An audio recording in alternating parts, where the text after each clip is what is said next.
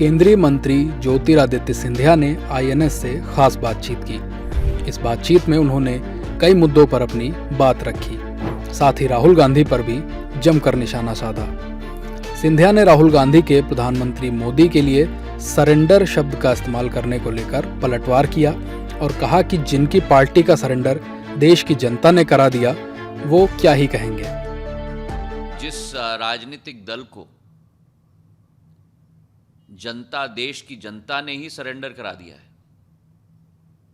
उस राजनीतिक दल के सामने और क्या बचा है कहने के लिए। राष्ट्र का मान, राष्ट्र का सम्मान सदैव प्राथमिक होना चाहिए। लेकिन आज कांग्रेस जिस गहरी खाई में पड़ चुकी है कि अंतर्राष्ट्रीय जगत में जाकर भारत को नीचे दिखाना, भारत में आकर हमारी सेना बल के ऊपर प्रश्न उठाना, भारत के अस्मिता और भारत की आस्था और भारत के गर्व पर प्रश्न चिन्ह उठाना। जब ऑपरेशन सर्जिकल स्ट्राइक होती है या बालाकोट होती है, कहते हैं कि सबूत दिखाओ, और जब ऑपरेशन सिंदूर होता है तो प्रश्न उठाते हैं कि कितने प्लेन गिरे।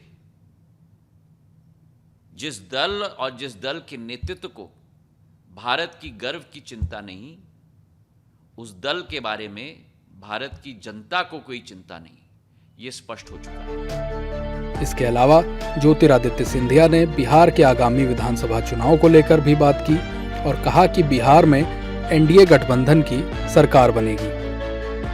बिहार में हमें पूर्ण विश्वास है, एनडीए गठबंधन की सरकार बनेगी। भारतीय जनता पार्टी और गठबंधन के सभी घटक दल साथ में मिलकर लड़ेंगे और बिहार की सेवा, बिहार का विकास, बिहार की प्रगति हमारी प्राथमिकता है।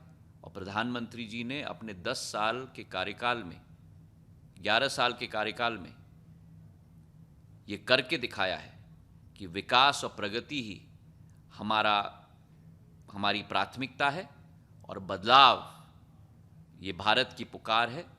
और वही बदलाव प्रधानमंत्री जी ने संपूर्ण क्षेत्र में, आर्थिक, सामाजिक और हर एक क्षेत्र में लाकर भारत का परचम विश्व पटल पर है। ज्योतिरादित्य सिंधिया का राहुल गांधी पर यह हमला बड़ा माना जा रहा है।